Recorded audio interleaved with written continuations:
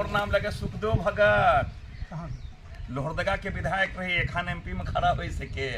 चिन्ह ले तो आशीर्वाद दे, तो एकदम हाँ यहाँ आशीर्वाद एकदम आशीर्वाद दे एकदम।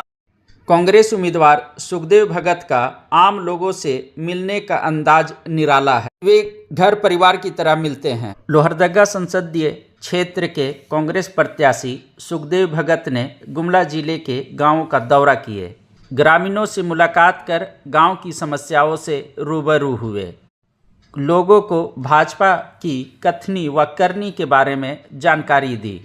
उन्होंने कहा कि गुमला जिला का आज के दिन में सबसे बड़ा मुद्दा पलायन है।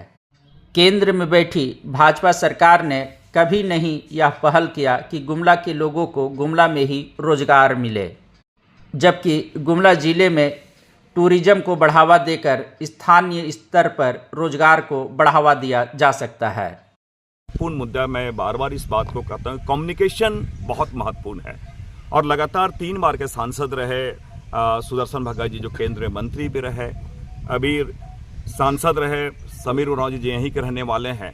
लेकिन एक बहुत कनेक्टिविटी की, मैं रेलवे की बात करूं, लोहरदगा से गुमला होते हुए कोरबा के बारे, इतने सालों में इतने लंबे अंतराल के बाद कोई उस पर कार्य नहीं हुआ, और इसलिए मैं कहता हूँ वो मेरे एक टॉप प्रायोरिटी में है। दूसरी बात, यहाँ के लोग लगातार जो पलायन की बात करें तो मैं 2 चीज़, पर्यटन बहुत बड़ा सेक्टर है, चाहे आपने अंजन धाम की आप बात करें, सिरा सीता नाले की बात करें, आप टांगीनाथ की बात करें, राम रेखा की बात करें, तो एक के ये धार्मिक सेक्टर हो जाते हैं। दूसरा नेतरहाट की बात करें और उससे रिलेटेड आपका बेतला से लेकर इधर जितने भी ये पर्यटन स्थल है, तो अगर हम टूरिज्म सेक्टर की ओर हम ध्यान देते हैं, प्रायोरिटी देते हैं, तो पलायन भी रुकती, लोगों को रोजगार भी मिलता, और सबसे बड़ी बात है लोगों का जिसे कहा जाए कोई डिस्प्लेसमेंट भी नहीं होता।